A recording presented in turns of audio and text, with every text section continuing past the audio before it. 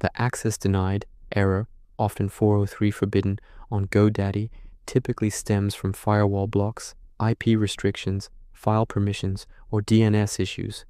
Here's how to troubleshoot. 1. Check website security firewall, most common. Log into GoDaddy.com, My Products, Website Security and Backups, Manage. Under Firewall, CDN, select your site's status, green, yellow, red, Settings, Access Control. Add your IP or file path, for example, /wp content /for folders.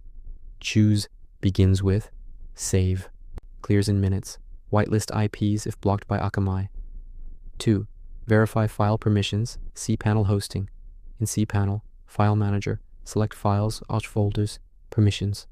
Set files to 644, folders to 755, wp config.php to 440, save. If htaccess is corrupted, rename it, test site, recreate if needed.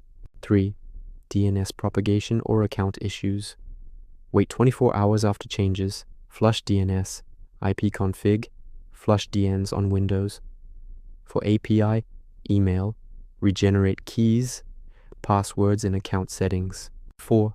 Browser, network fixes, clear cache, cookies, try incognito, or VPN to change IP.